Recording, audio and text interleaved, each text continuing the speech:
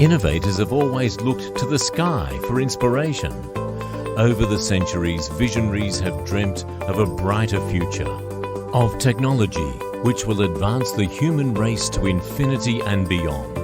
Also known as unmanned aerial vehicles, drones are revolutionizing business operations for allowing a precise data acquisition in the field of surveying, for becoming an invaluable tool in the media industry, for promising innovative services in freight delivery, for revolutionizing the agriculture industry, for opening up our world to new possibilities. This intelligent technology is making remarkable contributions to the future of mankind. It flies us into a new era of technology-oriented future. Drone and Robotic Zone Iskandar, or DRZ Iskandar, a new corridor realizing the development and application of drone and robotics. Strategically located in Medini, Iskandar, the central district of the flagship economic zone in Iskandar, Malaysia. DRZ Iskandar is just 7 minutes drive from Tuas checkpoint, 15 minutes drive from Port Tanjung Pelapas, and 20 minutes drive from Senai International Airport.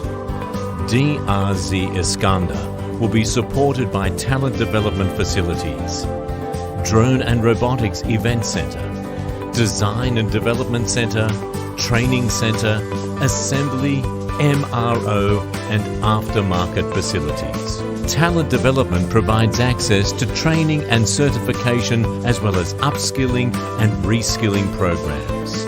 World-class events will be held at DRZ Iskandar, serving as a platform for industry connection and sharing. Provision of drone development, maintenance, repair and overhaul, MRO, and relevant support such as business incubation to be established in the southern region of Malaysia. In close collaboration with key regulators of the Safety for Operation, DRZ Iskandar will house 25 acres VLOS test site for testing and operating UAS, with the potential of expanding up to 500 acres test site for BVLOS, with strong support from key stakeholders and partners, including the Johor State Government, MOSTI, MAGIC, MDEC, Futurize, UTM, MIDA and DHL, together with key regulators such as CAAM, MCMC and JUPEN. DRZ Iskandar will become the game-changing drone and robotics hub in APAC, welcoming all industry players to join us in developing this vision. DRZ Iskandar, your springboard to reach for the sky.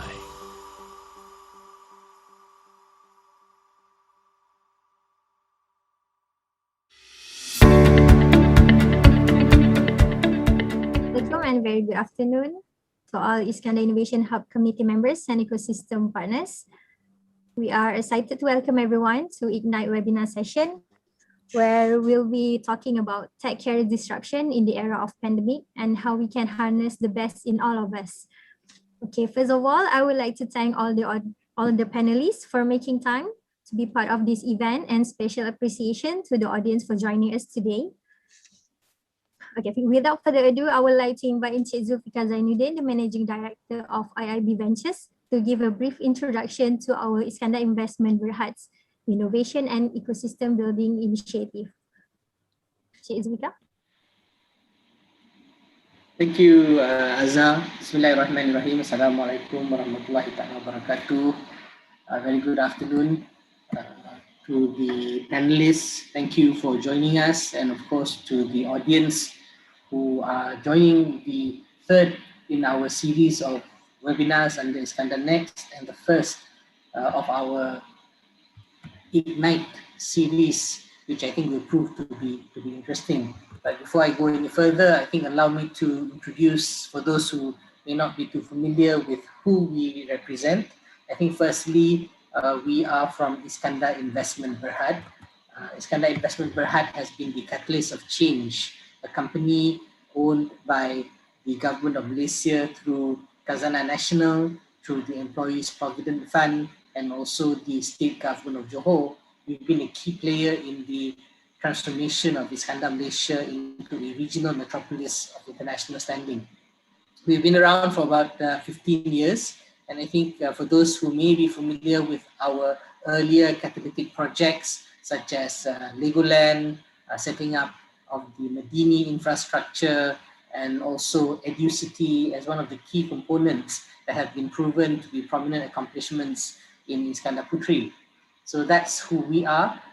We also are the custodian of what you see at the bottom there, which is the Iskandar Next program. The Iskandar Next initiative is a public and private partnership, which is between us, the Iskandar Investment Berhad, and our group of companies representing the private sector, and also the state government of Johor, where we are supporting the state's digital economy agenda to accelerate growth towards becoming a regional and global business hub. So one of the programs under Iskandar Next, of course, is reaching out to the audience through various programs such as the webinar series. So today you are part of the Ignite webinar series, which allows for us to share a lot of information regarding innovation and emerging technologies, also doing various programs for participating companies, enterprises, and individuals towards development of a vibrant ecosystem for growth and investment. Next, please. So a little bit about the Iskandar Innovation Hub. As you would see there, the Iskandar Innovation Hub is made up of our 5 core pillars, namely space, industry cluster programs, upskilling, synergy, and lifestyle. What this means is we've looked together within what are the core developments that Iskandar Investment Berhad, our group of companies, and our partner companies around Iskandar Puteri have done, and see how we can collect all of them into a single initiative, and we label it as the Iskandar Innovation Hub. So under the Iskandar Innovation Hub, what we have managed to do is actually try to support companies and individuals alike through 3 key processes. One is to define what are the necessary processes for startups and companies alike. We try to understand what is essential for us to be your right partner, the right kind of people, the right talent, the right time, and also the right investment to smoothen your journey here in Iskandar Puteri.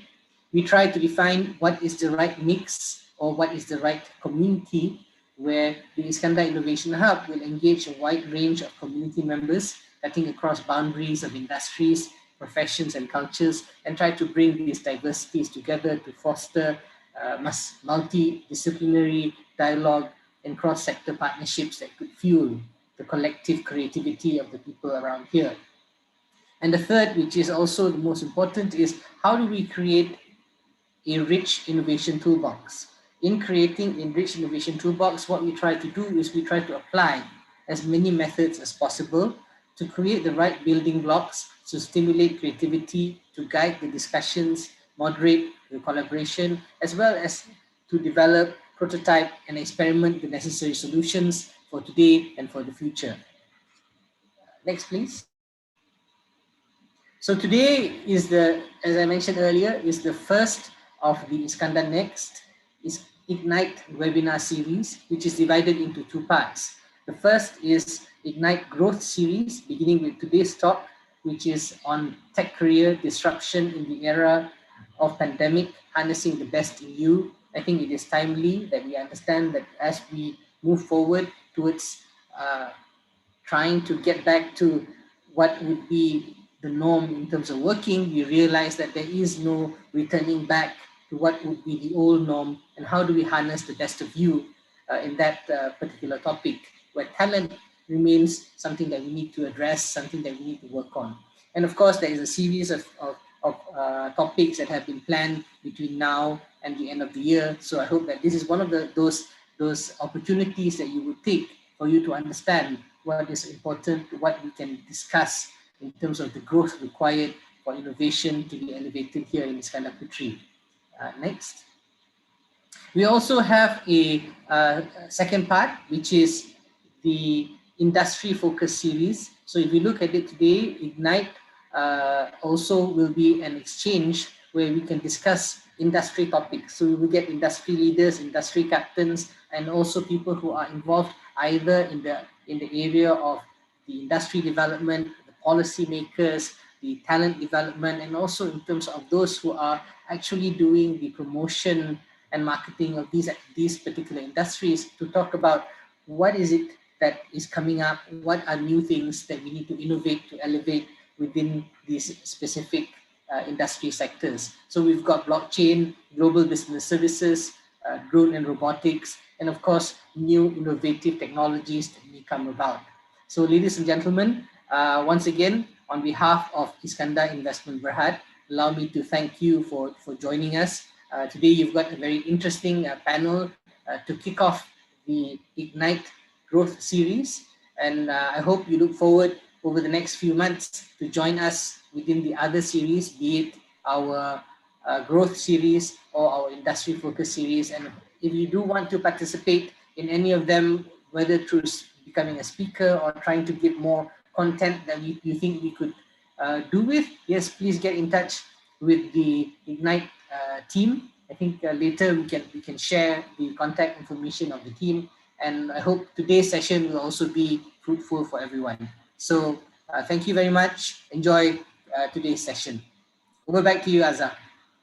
Thank you, Encik Zulfikar, for the insightful introduction on Iskandar Innovation Hub. We believe Ignite is going to be a great event and hope everyone will looking forward to the upcoming webinar series. Do remember to keep a lookout for the first Ignite industry series on drone and robotics happening in July 2021. Before I pass the mic to the moderator, I would like to remind to our audience that we will be having a short quiz at the end of the panel session, where the top 3 winners will be chosen to get the freebies from Iskandar Innovation Hub. So sit tight and stay with us until the end of this event, okay? Now I would like to invite Encik Arif Tukiman, CEO of RunCloud and strong supporter of our local tech ecosystem, who will be moderating today's panel session. Over to you, Encik Arif. Encik Arif, you're on mute. Sorry. Okay. All right, thank you. Okay, thank you, Azza, and everyone. And I think this is very honor to me to join this session. I feel a bit awkward because I used to be a panelist, but I think this is my first time to be a moderator. So Assalamualaikum and a very good afternoon to all Iskandar Innovation Hub community members and ecosystem partners. All right, I can see Dr. Fahan. I can see my a lot of my friends I saw, and I see right now few of my colleagues and as well as students, my juniors are also joining these sessions.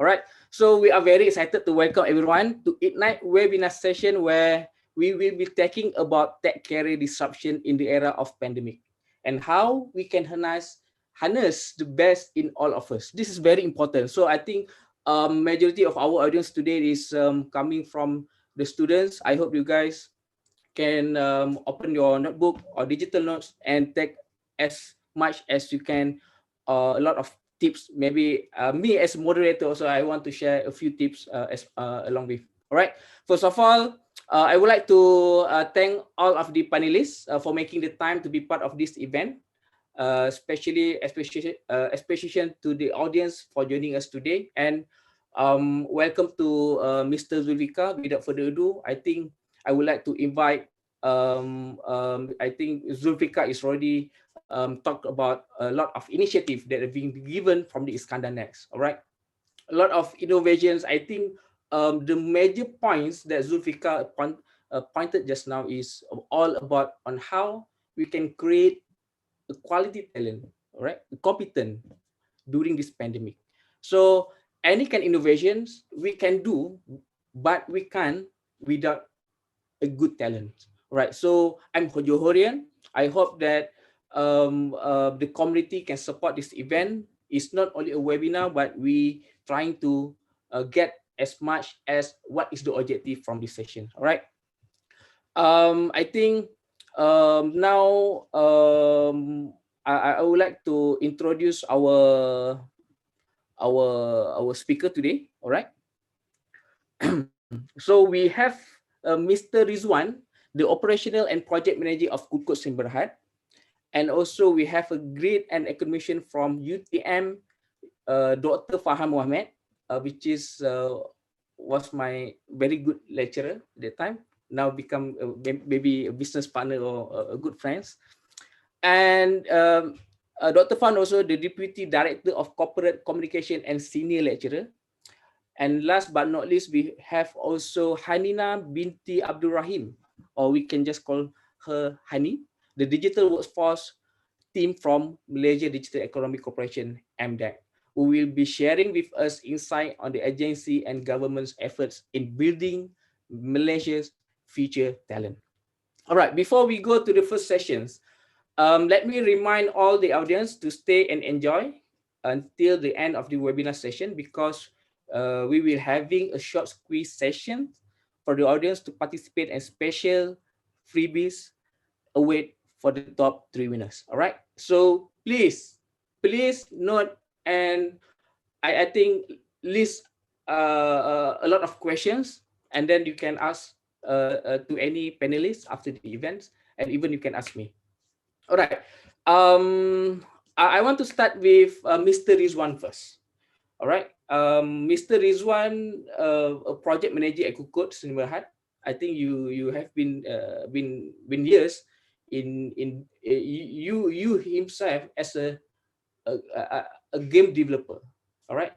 A developer, and then becoming a project manager, and you create your career path from a very beginners as a student once you graduated from the UTM, and then as a game developer, and now you are became the project manager at Kukut. All right. So does everyone need to learn coding from your perspective, on your point of view, which is from this digital era, where I see a lot of kids and trying to adapt this kind of technology, even from the parents. So what the subject of courses that you advise to people that if they are interested to work in the tech sector? So can you explain a bit more, Mr. Rizwan? So the question is, does everyone need to learn coding? What is your perspective? All right. All right. To you, Okay. Thank you, Mr. Arif. Okay. All right. So basically, for kids, students, yes, we do encourage them to learn any kinds of coding actually. But the main thing that they have to learn is basically on the code logic itself, the logical thinkings. Okay. So back to their passions as well. Currently, governments are allowing trainings. So much trainings are already out there in terms of gaming, mobile app, websites.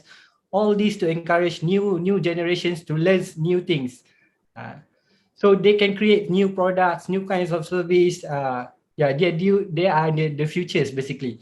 All right, so the technology is keep moving fast and it's hard to catch up. So now is the time is basically for students to keep on learning. All right, so I think that's all from my point of view, Mr. Arif. Okay, all right. So thank you, Mr. Rizwan. I think I strongly agree with you. There's a lot of free courses out there. So even from YouTube, even I remember there is one kids like 13 years old becoming a very young CEO in India, that they develop a very good product out of it. All right. So I think it's to this extent we need to catch up on drifting.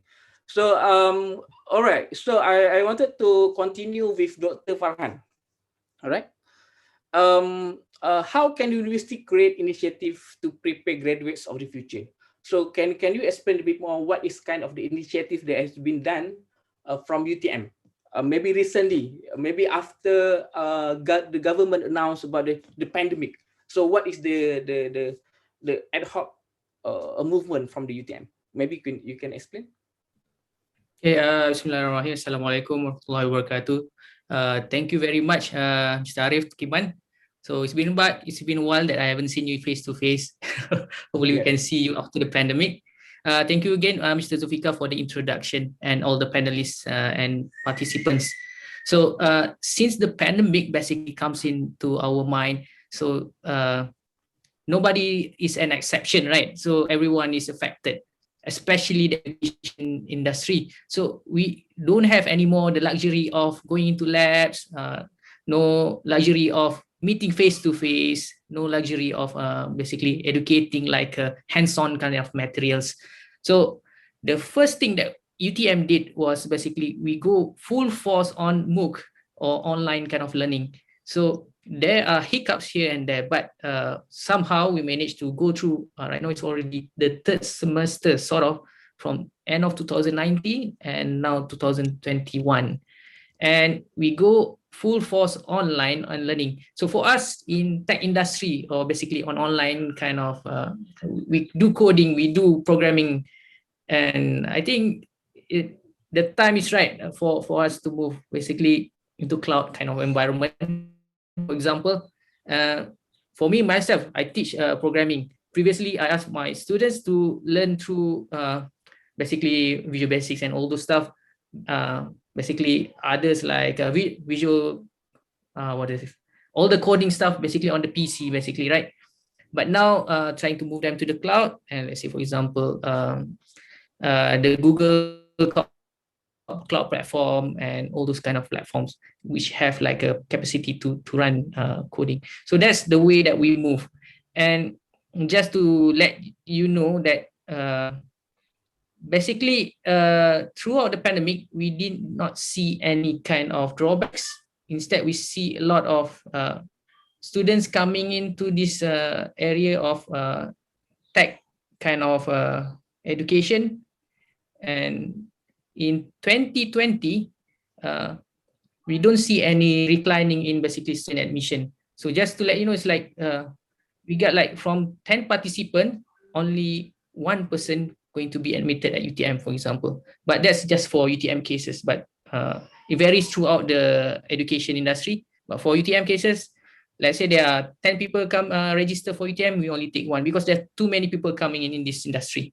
All right. That's for first thing. Okay, thank you, Dr. Fan. I think a few points there where students need to catch up at every single movement because technology has been keep updated every single second.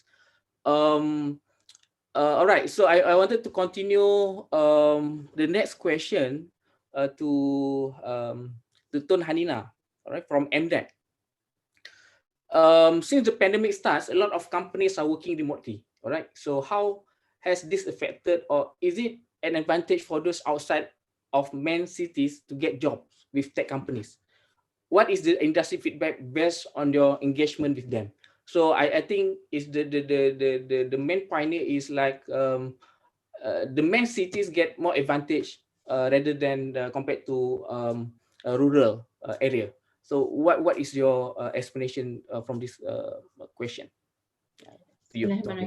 Assalamualaikum. Thank you, Cik Arif. Thank you, Mr. Zulfikar, for the welcoming remarks, and to the rest of the team members, and also to all the panel members.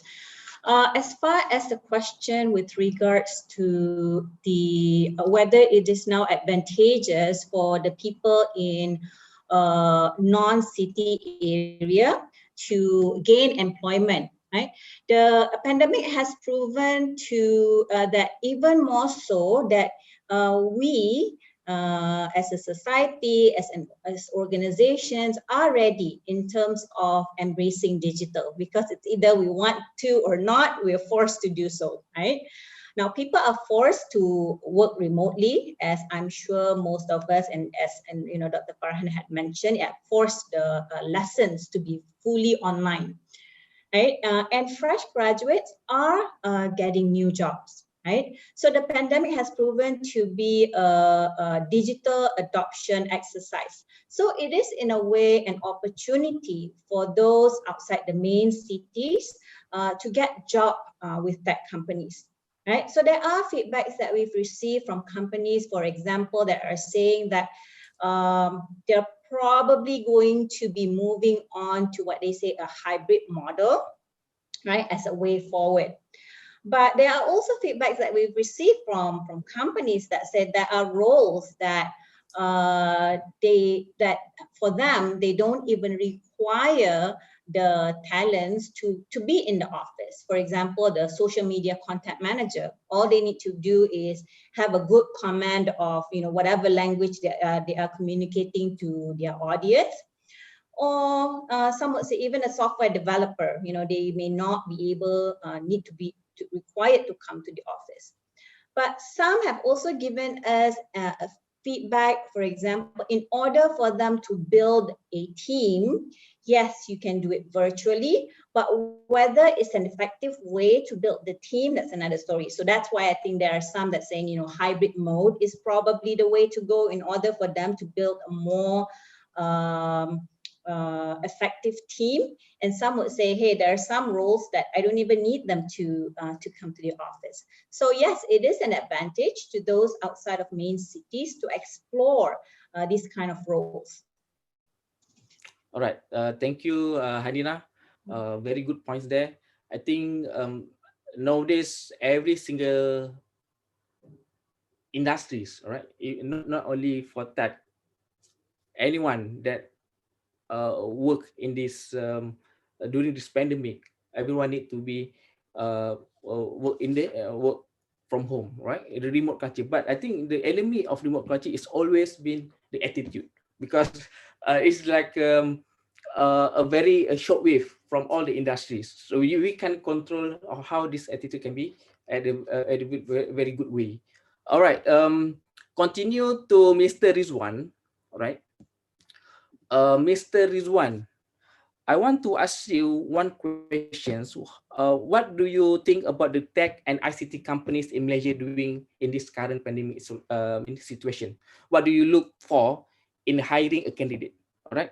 I think even we heard a lot of downsizing from the industries, but at the same time, we as employer, we as the tech industry, we should put our own initiative on how to create more jobs, right? Even at RunCloud, we also keep hiring a new talent in Malaysia, because we know that fresh graduates always has been like clueless what they need to be in the next phase for their studies and job career. So what do you think, Mr. Rizwan, about this hiring a candidate, and what is the main criteria that you need for this specific pandemic issue? All right. Okay. So in terms of pandemic, basically all sectors, not just tech and ICT, is basically all sectors is affected. Okay. Directly or indirectly, especially in tourism and education, I think this is highly impacted. But as for Kukut, we are, as a tech company, is also impacted indirectly. So what are the things that kindly affects our operation is basically we all keep in usual in having physical interactions, meetings, verbal discussions and everything. But when we change into 100% into virtual, there's a chances there are miscommunications, there's a performance drop due to the changing environments, and also the culture is also changing. This kind of thing is affecting our operations as well in terms of this pandemic. I think most of the tech company also having the same problems. However, we do take this pandemic, we can turn it into a positive changes.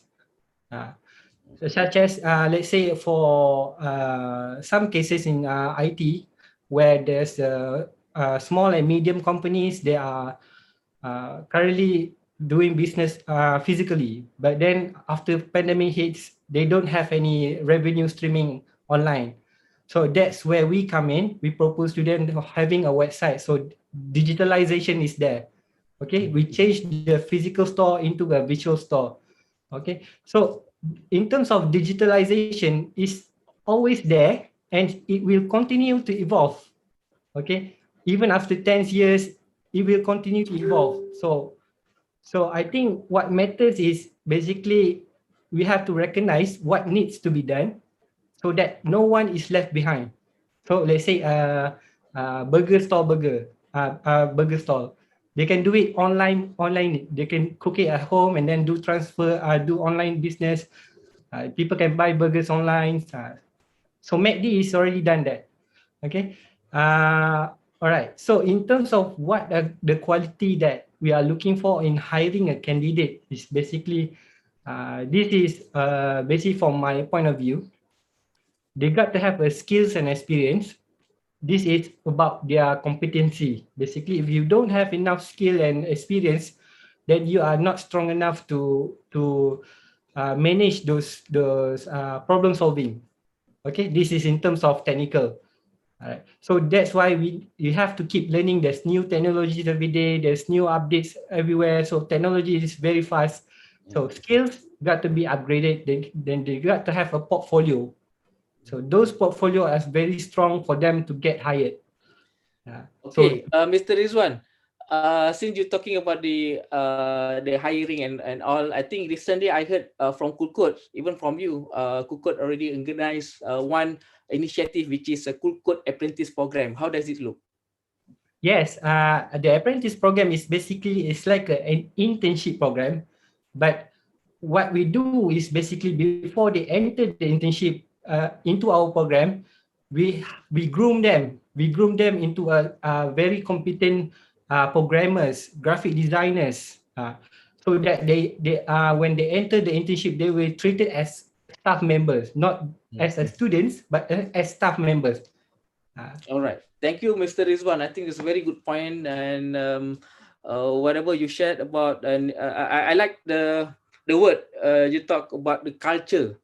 Okay, the culture. I think culture has been a very become a dominant problem. It's not only in Malaysia, but it's a global culture. The work culture has been changes throughout the pandemics and the MCO. I think I want to continue to Dr. Farhan.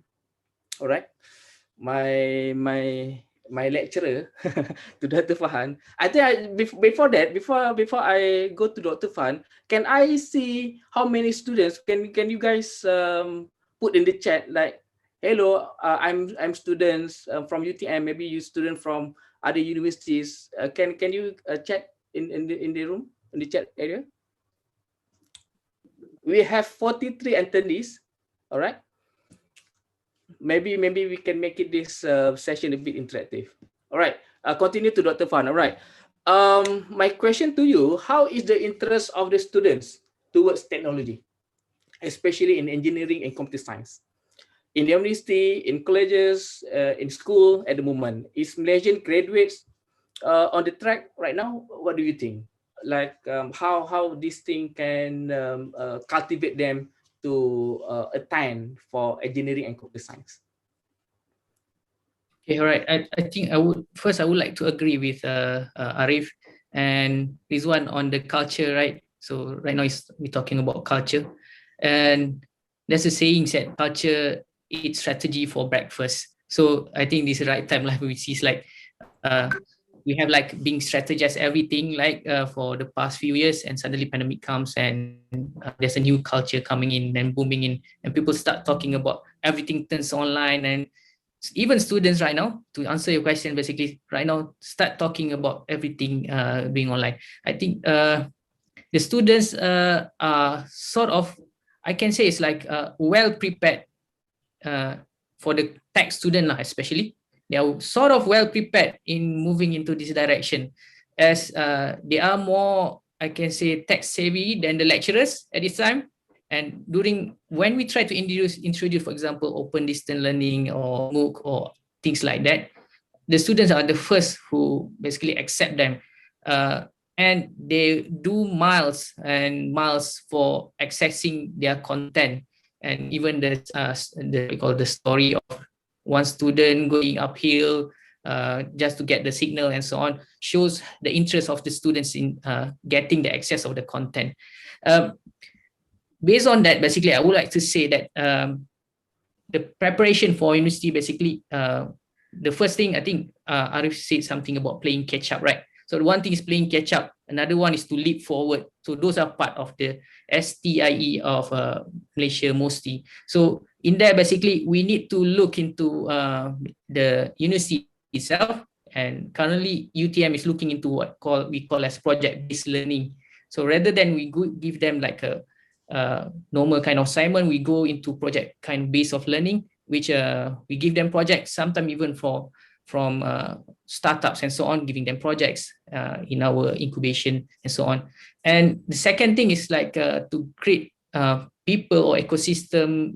We need the people, right? And the people should be something like you. So the entrepreneurial skills and courses should be enhanced, and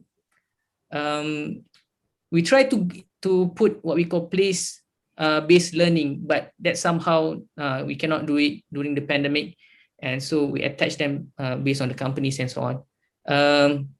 Things to learn, for example, AI and coding also important, and finally I believe the fundamentals are important in this age, because the technology, the platform keep changing.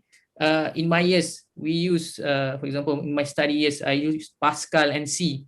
Right now, then C++ and C. Now Python and R for the data scientists and so on. So the things are changing. As long as you can basically master the fundamentals, come what may, I think like whatever the environment is, you can adapt quite easily for the students. I think to relate with MDEC also, I think we work closely with MDEC. There's an initiative we call, I think MDEC call it Premier Digital Tech Institution, PDTI. So UTM is part of that, and we keep listening to MDEC because they have like advisors from industries and so on our curriculum.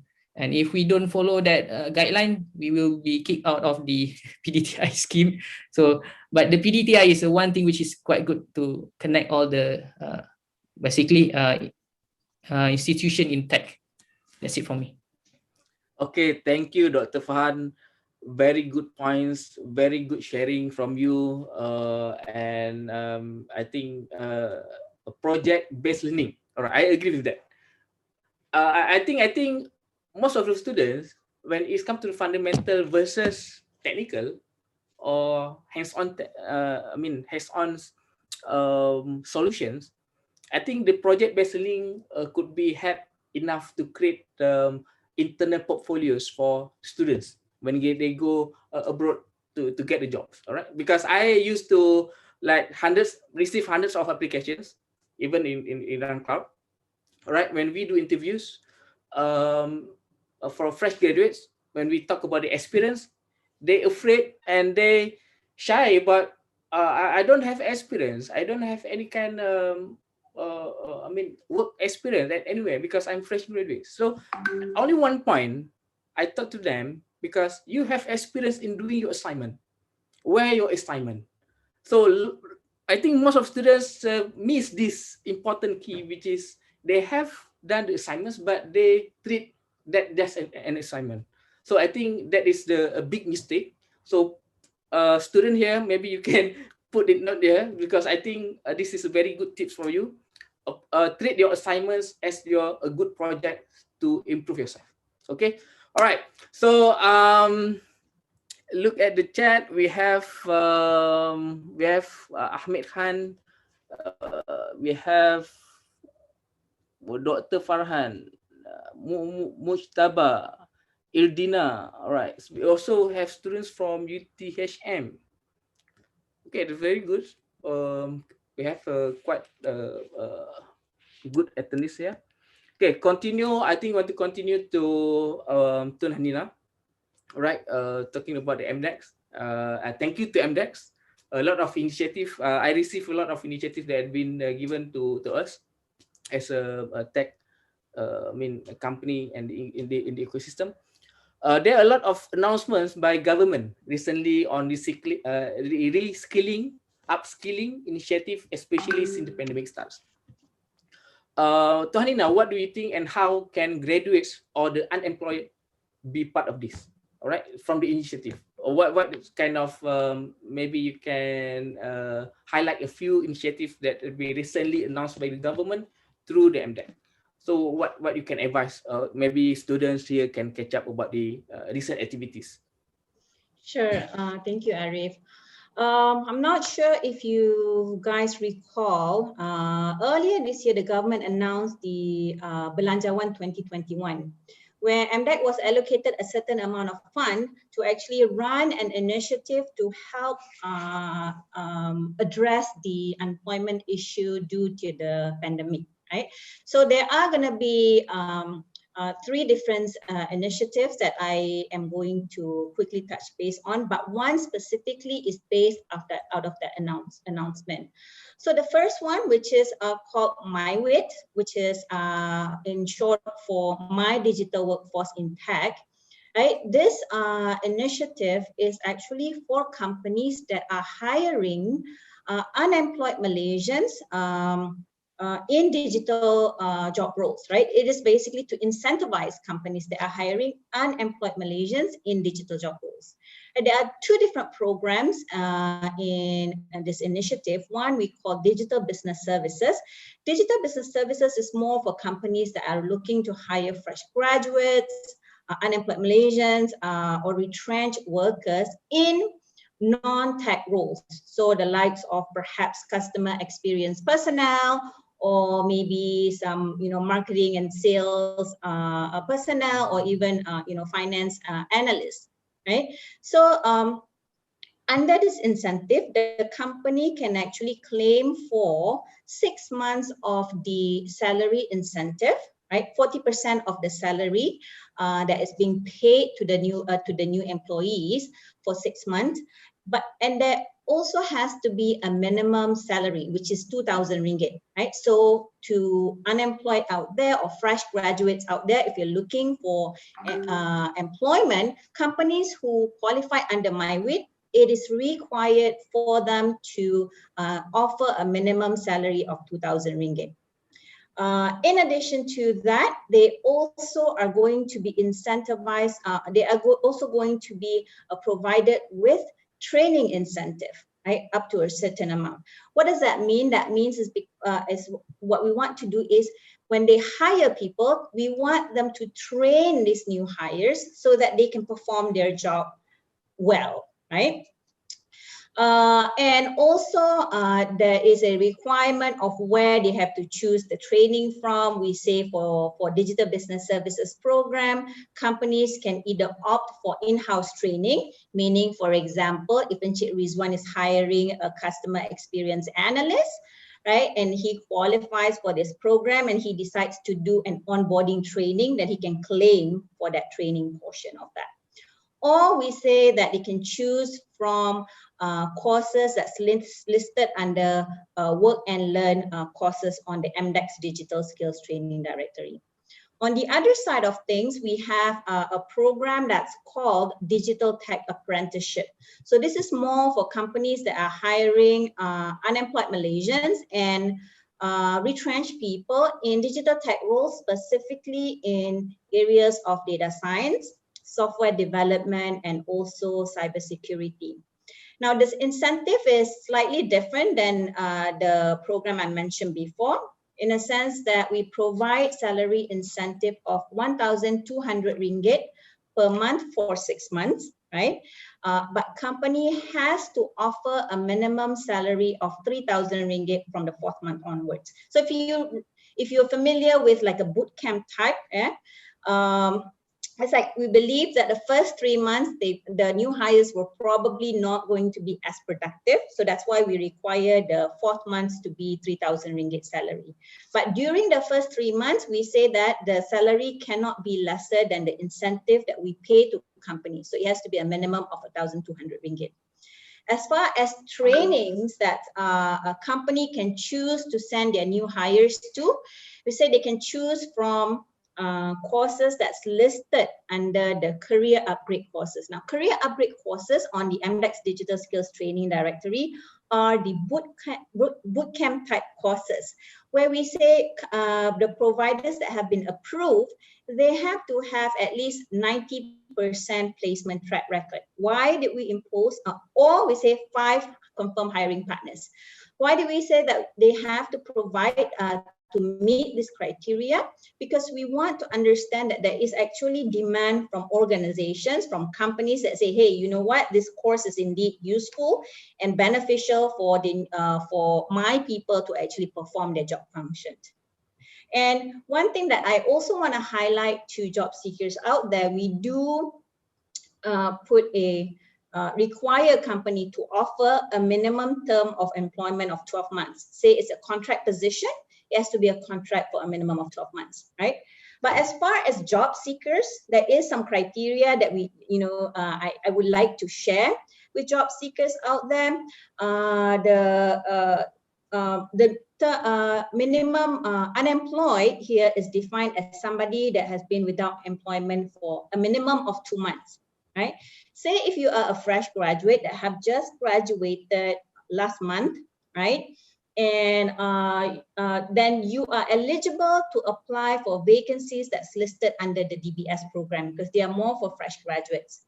For DTA, it's for those who have been unemployed for a minimum of 2 months. Say if you graduated in January and you have not been able to secure an employment since then, so you're pulled under that unemployed for 2 months. So we currently have we received about more than 100 of applications for MyWit, and we have already listed the vacancies on mdec.my/MyWit. If you're interested to explore what are the roles that have already been qualified under the MyWit program, you can certainly check out our page. The second initiative that we rolled out, this was rolled out last year, is called the Digital Skills Training Directory. Now, the purpose of this directory is to serve as a guide for those who are looking to either embark or enhance their career, digital career, right? So there are currently 3 types of courses that's listed. The first, as I mentioned, work and learn courses. These are like short courses that cover skills levels from beginner to advanced. Right? In the areas of currently, we have focus areas in data science, cybersecurity, software development, games, and animation. And also we will be adding global business services as well. The second one is called the career upgrade courses. As I've mentioned earlier, those that apply under MyWit for DTA program, then they can choose under the career upgrade courses. So these are the courses where if company or providers interested to apply, they need to show track record, either 90% placement or 5 confirmed hiring partners. And soon we will be adding what we call another category is called learning on demand, which is very interesting when Dr. Farhan mentioned about going fully on MOOC. So this is where we will list MOOC platform providers that are interested, right, to be listed. Then we will, once they've been verified and whatnot, we will list them on this category as well, right? And then the next one is basically just the Global Online Workforce, or GLOW in short. This is basically to empower Malaysians to earn income online, either from home or wherever they are. As you and I know, not everybody can be a makan gaji person. They are more like entrepreneurs, right? So this is an avenue for them to actually sell their skill sets that they have, right? So we provide guidance to offer professional services and win international and local clients. Okay. All right, thank you, Tuhanina. I think I don't know what. There's so many initiatives from the MDEX, so I can't even write down. So I hope that our audience here, you guys can take it note. One very good initiative, which is My Digital Workforce, right, for unemployed, and even maybe for freshies that wanted to jump into the tech companies and all. And also it's very good initiative for SMEs, right? Put this because the government already subsidized. I think it's very good initiative. Maybe I also can take a part. All right. So okay, continue to Mr. Rizwan, all right, a project manager from Kulkut Berhad. What is your view on the career of the future, taking account in massive development in emerging technologies?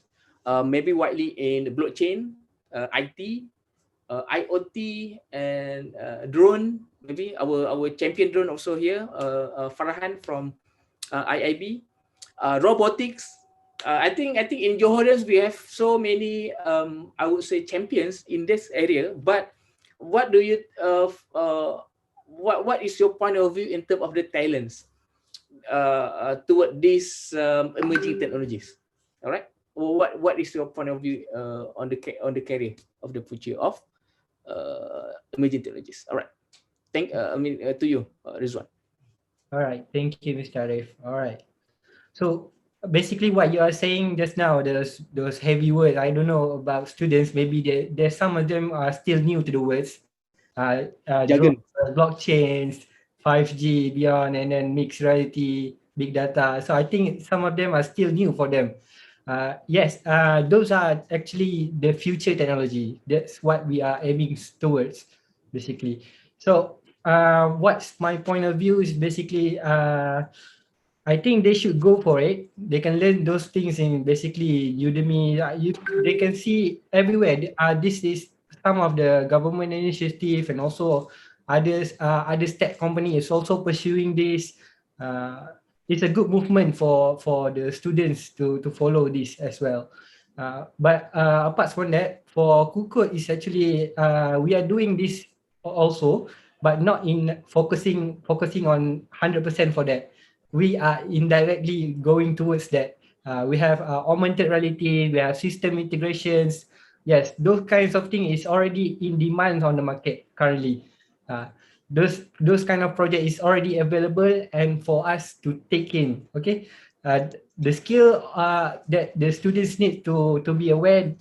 Basically, all these new technologies comes into C#, OOP, constructive programming. Yes, all those things they can be learned for students. Okay. I think from your answer, from this question, I can say that this one line, you lambat kena tinggal. Alright. So students, you cannot be lazy at this pandemic. Right. You need to keep enhance your skills. Even even someone don't encourage you about this kind of new things and all. You have one which is Google. The second one you have YouTube. The third one maybe you can utilize to pay extra $10 to pay 1 month for Udemy. There is no reason that I don't have this kind of knowledge and blah blah blah. So I think this one word the resource is basically everywhere. They can just at the point of your hands, basically.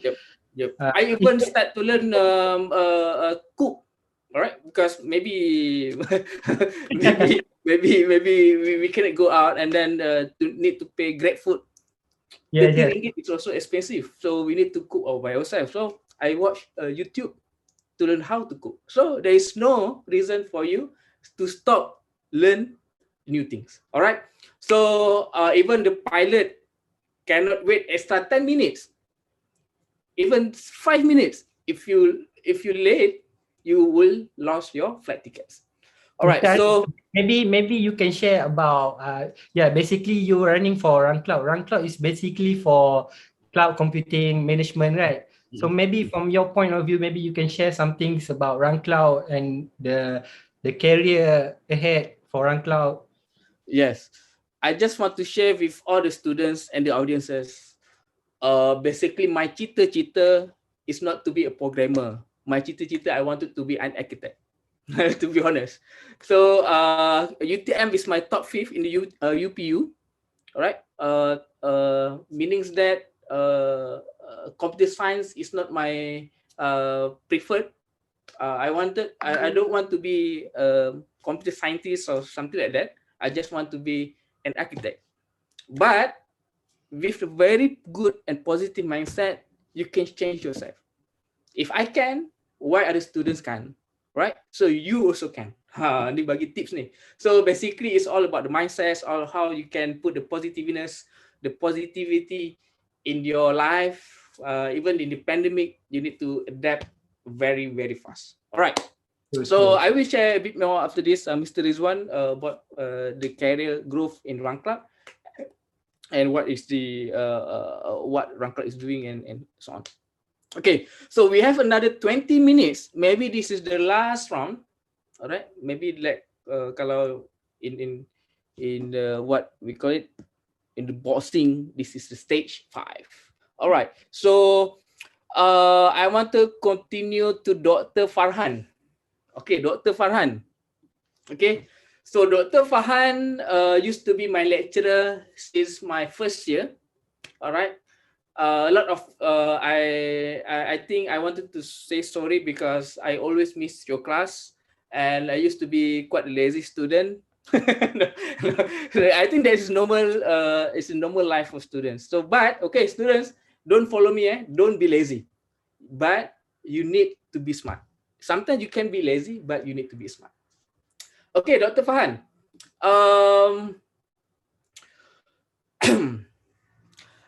How can university create initiative to prepare graduates of the future? I think this is the point that has been been pointed from Mr. Rizwan. But as academicians from the university perspective, point of view, how can university create initiative to prepare these graduates of the future for these emerging technologies? All right, Dr. Farhan. Okay, thank you very much, Arif. I just want to say I don't agree when you say student can be lazy. They cannot be lazy. No, I'm just joking. Yeah, I understand that. But actually, hardworking. Arif is quite hardworking actually. He just being modest. Okay. The idea is basically the university right now is trying to preparing like some very very much. At UTM itself, we really look into our curriculum. For every semester, we try to improve at least 10% of our curriculum. So the chair of computer science, for example, Prof. Wan Nasir. So I think he also did a seminar before with MDEC and talk about this and how we basically look into industry, what it wants, and again, and the future trends. So we don't have to just catch up, we can leap forward. And the third one, what the basically the technology and the fundamentals they have. So that 10% of the courses every year we try to improve. And for example, one good example, I think last 2 years, Arif also involved in it. Some of the courses we try to include the cloud. Basically, this is quite new for us, but we try to include cloud as a part of the implementation of the final project. So that's one way we try to basically work closely with industry and ask industry what they want actually for the now, but in the same time, we're also looking into the future. So how basically we can adapt to the technology, for example, AR, VR, and so on. So that's the way that we look into it. I think that for me, I think, yes, that's supposed to be what we call as cautious optimism. So we're being cautious in a way that we don't teach too much of specific technology, but we optimistic in a way that we can adapt it very, very soon with the fundamentals that we're teaching it. Okay, sorry, the background sounds good. Okay, thank you, Dr. Farhan. I think Dr. Farhan has been given out a few tips on how you can select what you want in this journey after you graduate, and what is the best. What is the already give the best overview to venture in this and explore the tech career opportunities. All right. I still remember Dr. Farhan when I was in 2012, this first year, second semester, the initiative between UTM, MDEC, and ILDA, Iskandar, which is come up with this boot camp that turned me out into what is the Arif Tukiman can do, which is develop a mobile games. All right, that was very good. I still remember the time. Okay, I think for the MDEC, a lot of initiative. Even RunCloud, we at RunCloud has been do a lot of activities, partnership with MDEC. Recently, last 2 years, 2019, Premier Digital Tech, all right, under MDEC. So UTM also a part of it. RunCloud is an industry partner. Okay, so continue to Tuan Ina. All right. I think maybe you can give the final advice to candidates, to all the candidates exploring the tech career opportunities, and maybe you can share a bit more about the tips for unemployed and the new fresh graduates. Maybe you can give the final advice for the candidates to explore these tech opportunities, career opportunities. Mr. Nina, Tunanina. Sure. So I always one of the advice I always give to fresh graduates or unemployed who are looking to explore into career in digital tech. Number one is that you need to understand the environment that we're in today, right? So we recently conducted a research. And actually, employment in digital tech grew threefold from June of last year to Q1 of this year. But 75% of those roles are for experienced talent, right? For non-experienced talent, there's about 20%. So we need to understand there needs to be a balance and how do we get people who have no experience to be experienced, right? So these are two the initiatives that we've done, of course. Also, we found that some of the skill sets that's in demand, these are based on vacancies that's being advertised and skill sets that listed by companies. Two that I can recall is that analytical skills first, and also programming language, right? So then what I would advise, the job seekers would be, we look internally and do a stock take. What do we have? Where do we want to go? What's our passion? Where's our gap? Right? Identify then what needs to be done to fill up those gaps, whether through the various initiatives that the government offer, or there's so many resources out there, you've mentioned maybe YouTube, Google, and Udemy and whatnot, right? So perhaps you can use those initiatives, those resources to fill in your gap, the gaps that you have. And then also when you mention or when you go for a job interview, for example, you say, hey, I'm very passionate about data science, blah, blah, blah, or whatever, right? But how do you prove that, right? So an interesting word from industry is that they say, what I look for is I look for evidence of interest. Yes, you are interested, but what's the evidence? Like Rizwan and Arif had mentioned earlier, is that your portfolio, right? The works that you've done, whether it's projects, whether it's assignment, those can be used to build your portfolios.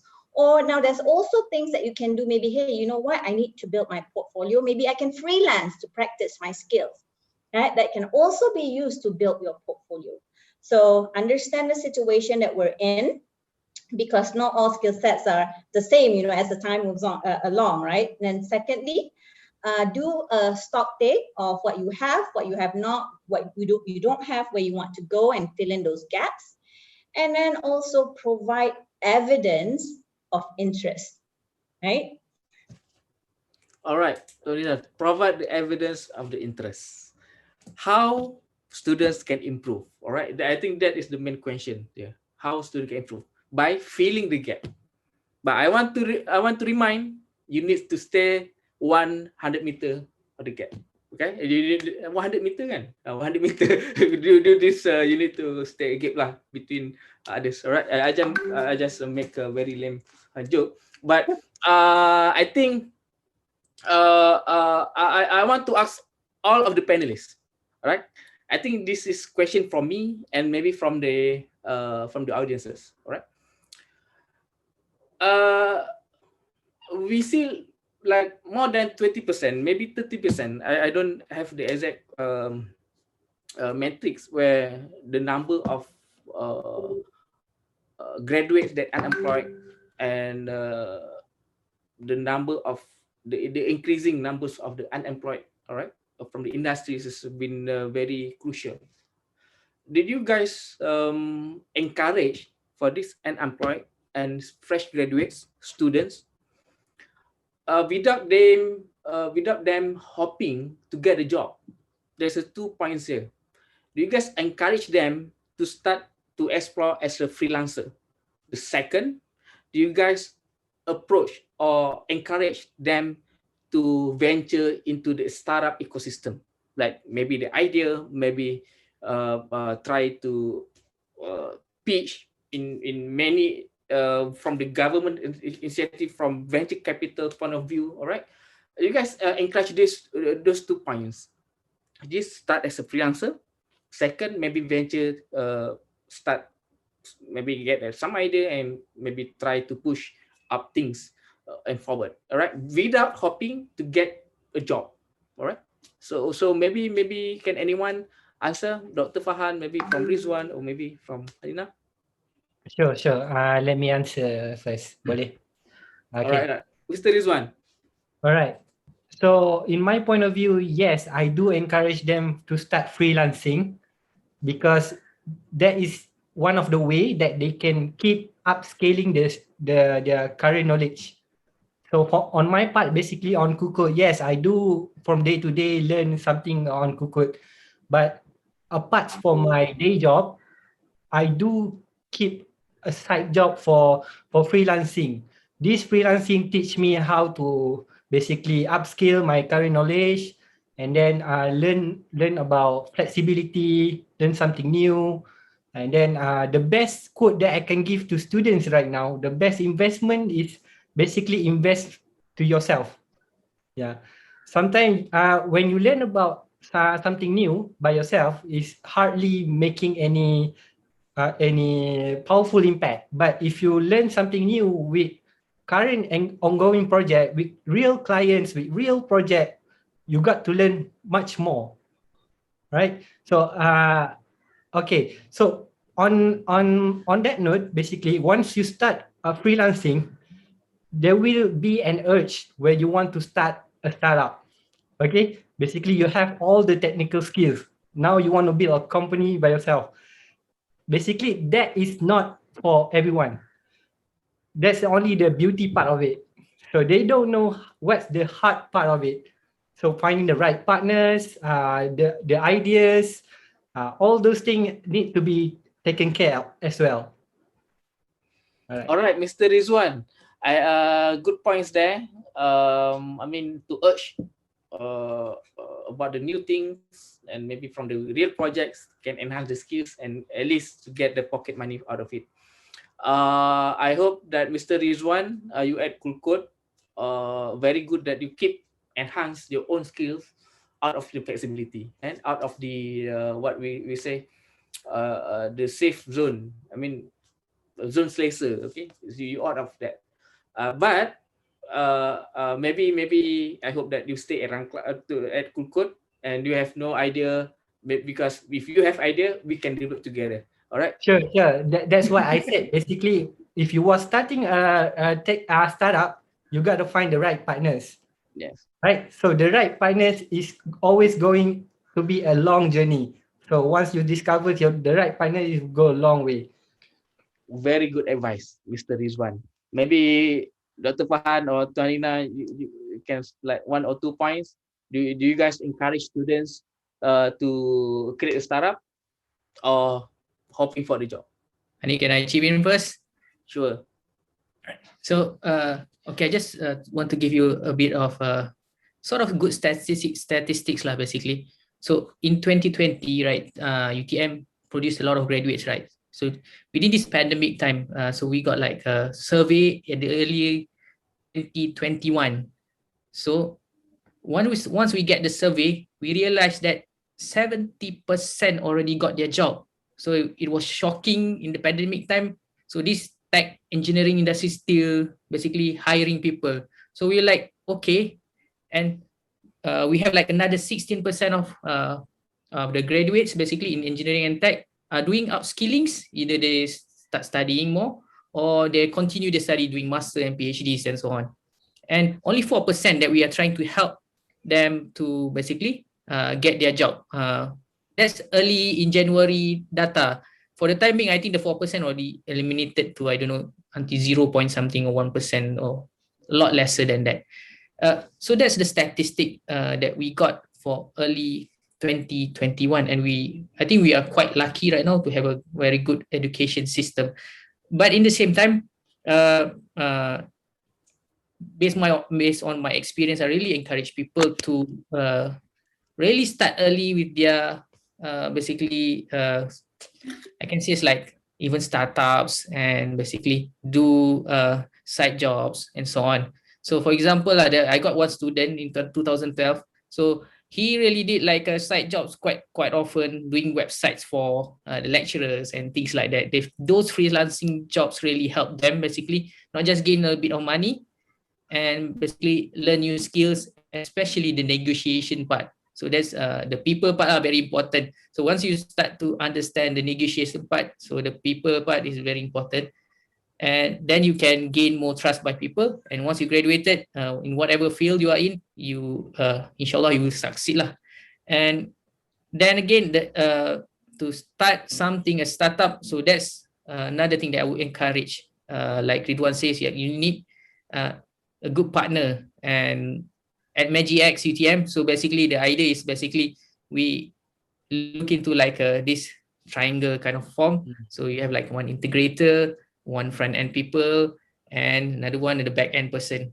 So usually those will be successful. And again, entrepreneurial mindset is not just about creating a startup, but it can be in the organizations. Let's say you are in a big organization.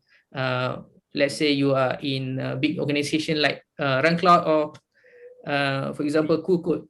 So in that big organization, basically you can have like units of innovation itself and to push forward. Even in UTM, we have like unit of innovation and so on to push forward our innovations. Thank you, Dr. Farhan. So maybe we are of a time for the panelists.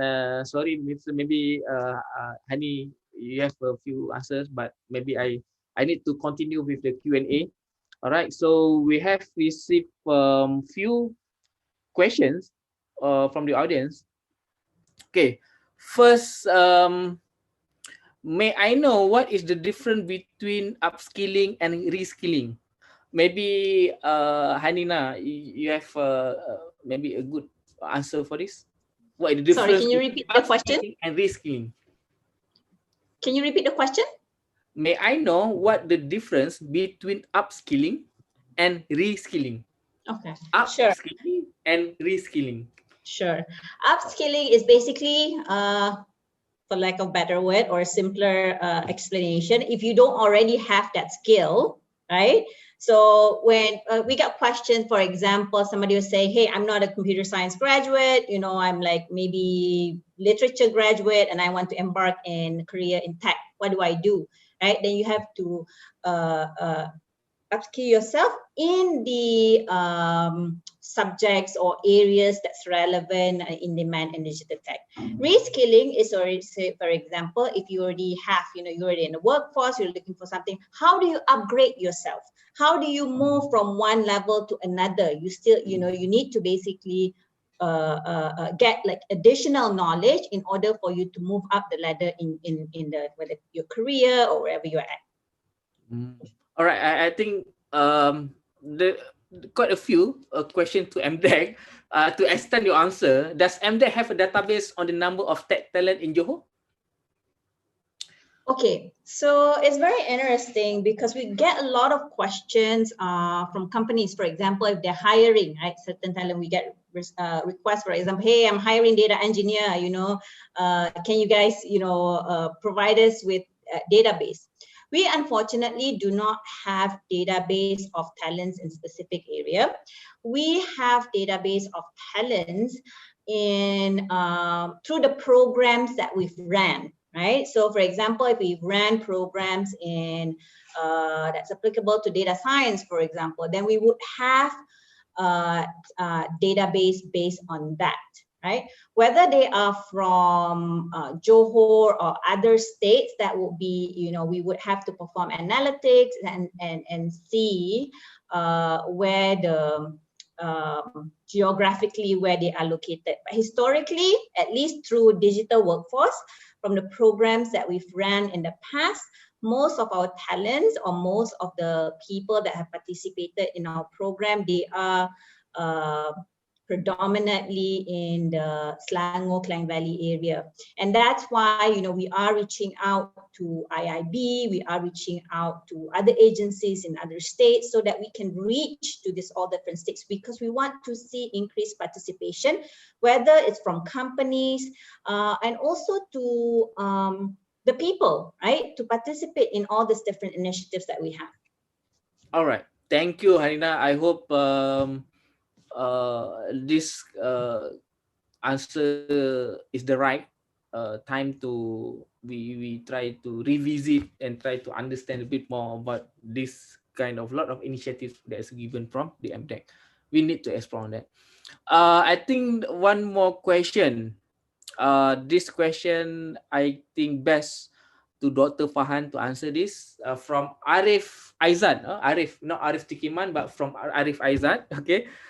Yes, slightly out of initial topic, but based on the current situation and competitiveness in terms of education skill set we are facing for, should government revise the education system from early education till higher level of education in order to ensure the quality of expertise, the standard of current market demand? So I think to make it simpler, Dr. Fahan, do you think that the government, maybe from the Ministry of Higher Level, MOHE, or Ministry of Education, to revise the education system from early education till higher level to support the standard demand from the current market, maybe the trend, the market demand throughout these emerging technologies sectors? Okay, I think that's a very good question actually. Thank you very much. So currently we are going into like a shift in maybe like a lot of economy, a lot of political power and so on around the globe basically. And the post-pandemic will introduce new economic, and we don't know yet what's going to happen. And in Malaysia, basically, we have what we call Malaysia Education Blueprint. It was for the higher education, it was Malaysia Education Blueprint, Higher Education Blueprint 2015 to 2025.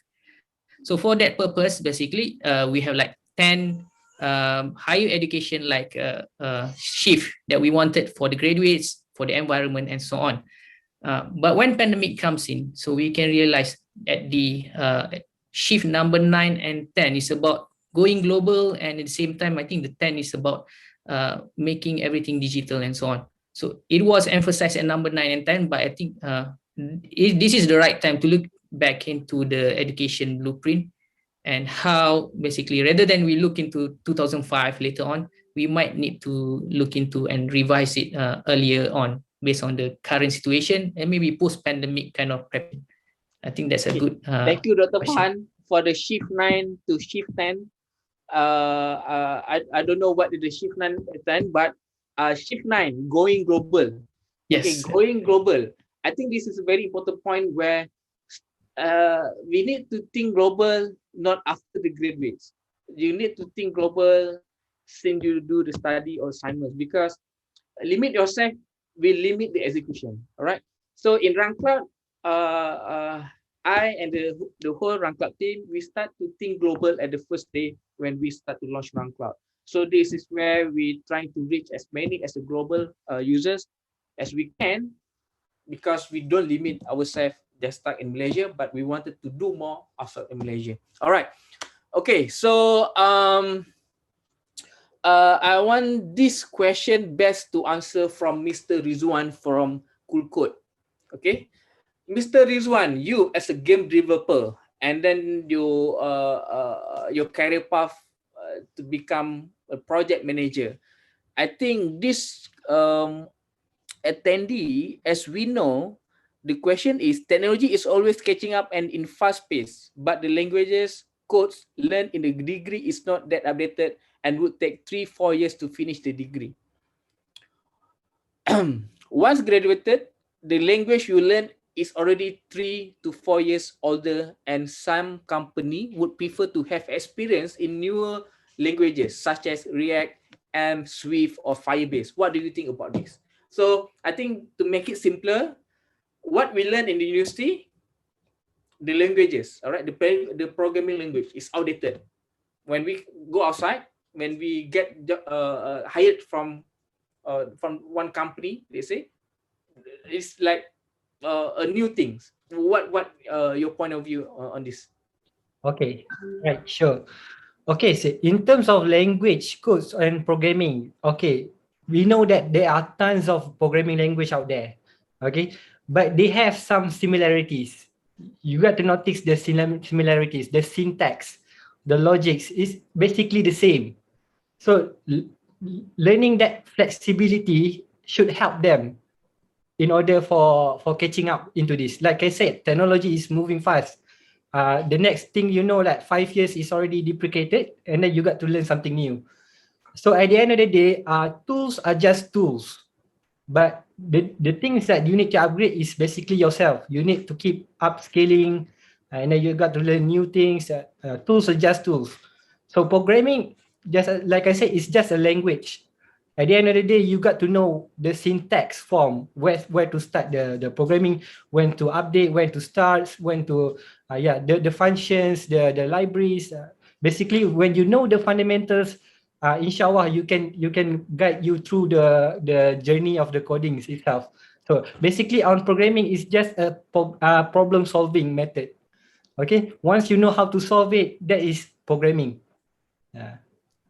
To extend your answer, Mr. Rizwan, I will agree with you. There's one another, I think best you to answer as well. To Mr. Rizwan, is there any upcoming planning in your company in Kulkut to open training classes, especially for students? I heard that Mr. Rizwan in Kulkut, you and in Kulkut, there's one initiative or It's which is Kulkut Academy. Okay, maybe you can explain a bit more on that. all right. So basically in Kuku, we have Kuku Academy where we teach students, companies, and also corporates. Basically, what we teach is basically we have ongoing projects. We have expertise in game, mobile app, website, systems. So all these expertise, they have the skill to teach as well, to deliver that knowledge. So that's where Kuku Academy comes in. So Kuku Academy teach all these participants. Basically, we have some levels. We have beginners, intermediates, and experts. So depending on the crowd itself, so we have a few package provided. So most of the thing are basically on Kuku office. We are currently at UTM also. So basically that is why we are very friendly with Dr. Fahan, because we are really near.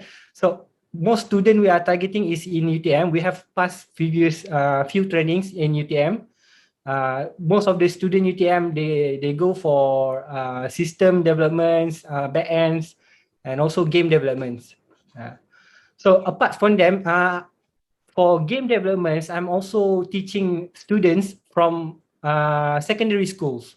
So all over JB, this is under MDET program also. Level up at school.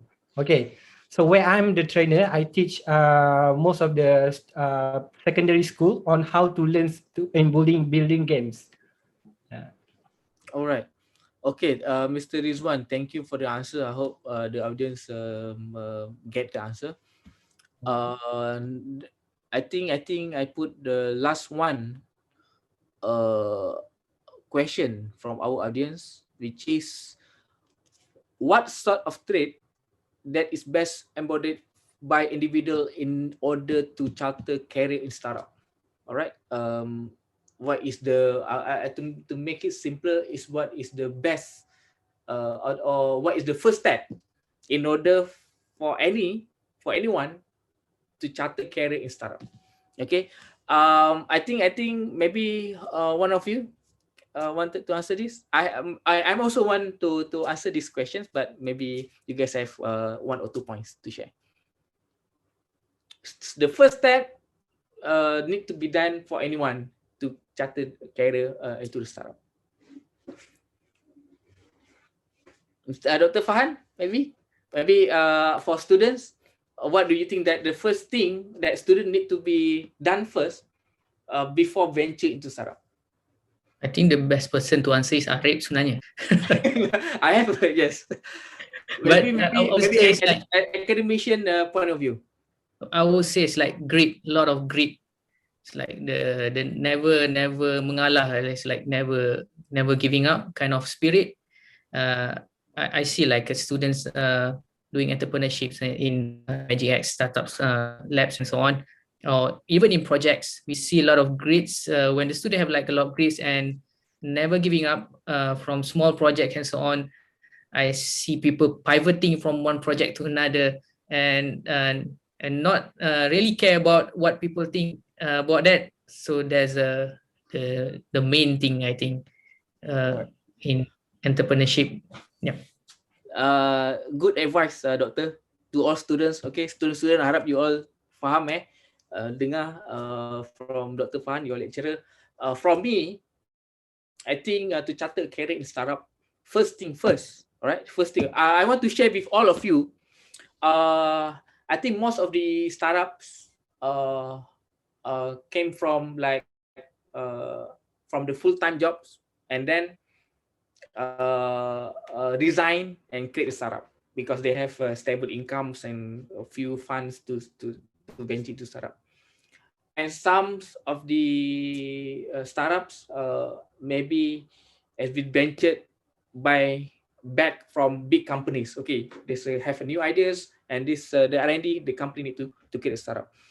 I was create my first startup back in 2012 when I was a student and just do a freelance job to create a web design mobile app for clients. I think first thing first is try to create your own SWOT analysis. SWOT is like your strength, your weakness, to understand your opportunities and what is the threats or the challenges. The SWOT analysis is not only for the business, it's actually for the personal. Because if you know your strength, if you know your weakness, you definitely know what you can do next in your startup. First thing first, mindset is very important. You need always every single minute, even right now, you need to think positive. At the same time, you need to think big, because ideas is just the idea. Without the executions, if you limit yourself to execute things, this can be done. It's better to decide to fail instead you didn't do any decisions and you didn't learn any kind of mistakes. All right. So mindset, positiveness, and try to explore the SWOT analysis of yourself. All right. So I think we already in the end of the sessions. All right. And okay. Last question. What step has the university taken to address the gap between the industry and the content in the university? Okay. So maybe Dr. Fan, maybe you can type the answer because we are out of running of time. And I think what is the next agenda, which is I want to remind all the audience, okay, the session, because we have having the short quiz we done and special freebies wait for the top 3 winners. Okay, so I want to pass my session to the organizer, Miss Azza, and thank you everyone for joining these sessions, and thank you to all the panelists. A very good the sharing session that has been given to all the audience, and thank you to Iskandar next invited me and give a full trust of me to moderate the sessions. I hope you guys enjoy. I think this is my first time to moderate the webinar sessions. I used to be like always a panel, but I think I put I challenge myself to moderate the session. Okay, all right. So okay, to join the quiz session, please click the link on the Zoom chat box. Okay, audience will be given 5 minutes to answer. Okay, I think Iskandar next will pick and announce the winners at the end of the session. Okay, I pass to Miss Azza. All right, thank you. Thank you, Arif. Thank you to the moderator and esteemed panelists for the comprehensive sharing of knowledge and insight on how the recent tech and innovation growth spurt has disrupted the typical career development and how we can and should take advantage of this for our own career progression. Okay, coming up next, as you can see, we will have Ignite webinar quiz session. You may find the link to the Google form in the chat box below. You can click the link and complete all the necessary data. If you are the winner, we will contact you through emails. So we will give you 5 minutes to answer the question. And you can start now. Good luck. Can I participate, Azza? Yes, can we participate also? What are the prizes actually? Oh, it's a secret. You have to participate if you want to know. We have Khalida Osman. Oh, Khalida Osman used to be my friends during the university. Okay, the link is up on the chat box. You can click the link. Shafiq Hazim.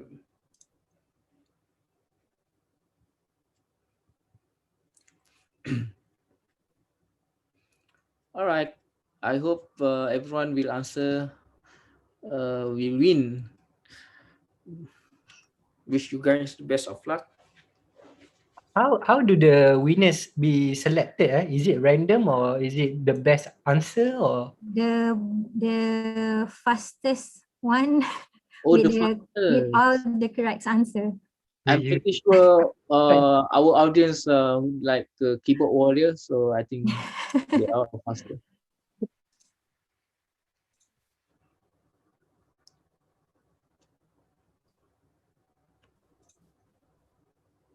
Five minutes, yeah.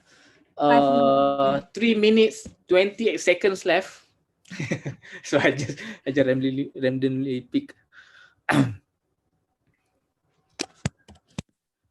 So apart from that, thank you all panelists and also our moderator, Mr. Arif, for our session today. Really glad we have these sessions, and then I hope it will be benefit to all our attendees as well. All right. Thank you. All right. I hope Iskandar Innovation Hub, Iskandar Next, IIB don't hate me. Moderate the sessions. That I done the job very well, I hope. So thank you to Dr. Fahan, thank you to MDEC, thank you to Minister Rizwan from Kulkut for the session. So all right. Okay, all right.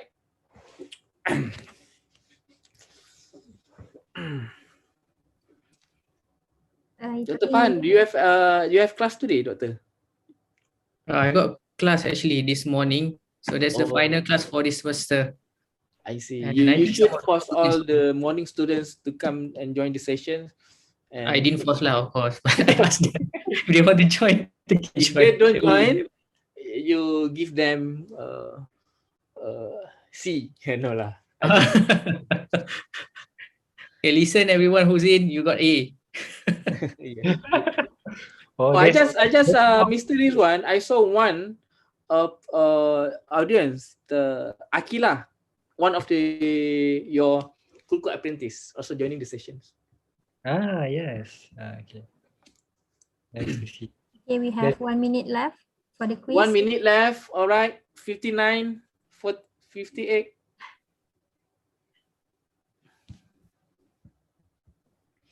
Okay, everyone. We announce the 40 seconds. Oh, I dah jadi macam pengadil lah ni. Euro 2020.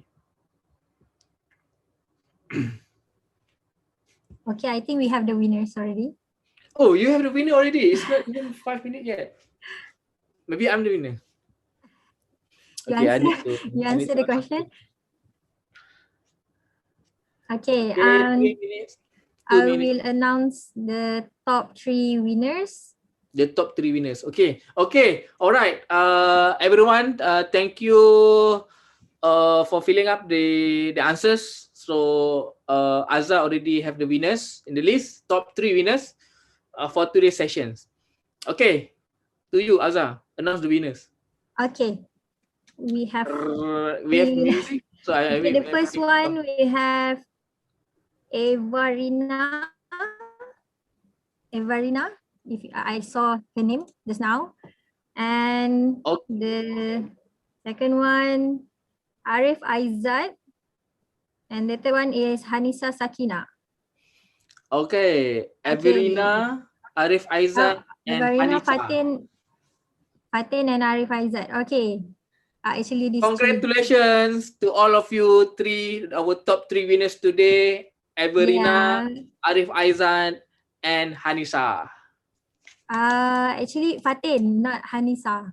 Oh, Fatin. Sorry. Evarina, Fatin, and Arif Aizat. Oh, Everina, Fatin, and Arif Aizat. Yeah. Okay. Sorry, Azza. It's okay. All right. Congratulations to all the winners. We have to come to the very end of our webinar. I hope this session has been an eye-opener and beneficial to everyone, as all the input that have been shared by the panelists can be applied to your current and future careers. Congratulations again to all the winners, and we will contacting you to send the prize. And panelists, please stay for the photography session. We hope to see you again in our future Ignite webinar session, and follow us at our Iskandar Innovation Hub Facebook and LinkedIn for more updates and future programs. Have a good week ahead and stay safe, everyone. Assalamualaikum. Assalamualaikum. Thank you to everyone. Thank you, everyone. Salah dan silap sekiranya tersalah cakap. Okay. Okay, photo session. Photo session. Macam mana? Gini. Okay, alright.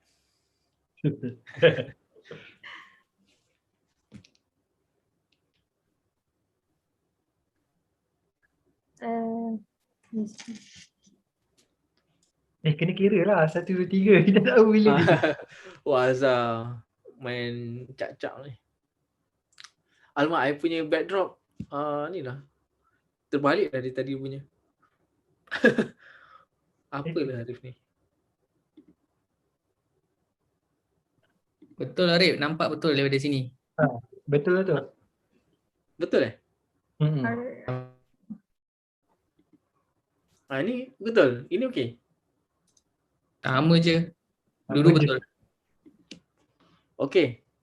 Alright. 1, 2, 3, Azhar. Okay, 1, 2, 3.